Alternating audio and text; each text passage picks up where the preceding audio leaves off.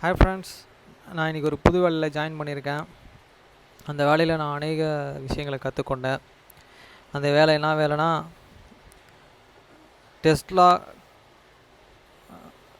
காரை ஒரு மாடல் தோக்கடிச்சுது.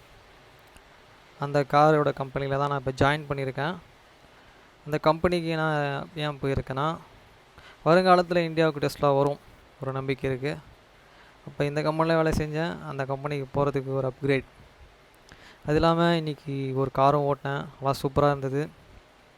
அந்த கார் தான் டெஸ்லா ஒரு காரை தோக்கடிச்சிது, ஒரு மாடலை. ஒரு நாள் ஈஸியரில் போகும்போது அந்த காரை பார்த்தேன். இன்றைக்கி அந்த காரை ஓட்டினேன். கடவுள் கொடுத்த பெரிய கிருபைக்கு நன்றி. அநேக காரியங்கள் கற்றுக்கிட்டேன். அந்த காரை என் காரு மாதிரி க்ளீன் பண்ணுறதுக்கும் என்னுடைய சொந்த முதன்மையான வேலையாக இருக்கிறது. எதுவும் அந்த காரை எடுத்து விடுறதுக்கும், அந்த காரை திருப்பி எடுத்து வந்து உள்ளே நிப்பாட்டுறதுக்கும், வாங்க வந்தவங்களுக்கு அந்த காரை க்ளீன் பண்ணி கொடுக்குறதுக்கும் அந்த வேலையில் இருக்கேன். கடவுள் கொடுத்த இந்த வேலைக்கு மிக்க நன்றி. நன்றி. நம்ம கற்றுக்கின விஷயத்தை பிறருக்கு கற்றுக் கொடுக்கணும். அதை அவங்கள ஊக்குவிக்கணும். என்றைக்குமே நம்ம அவங்கள டிஸ்கரேஜ் பண்ணிடக்கூடாது.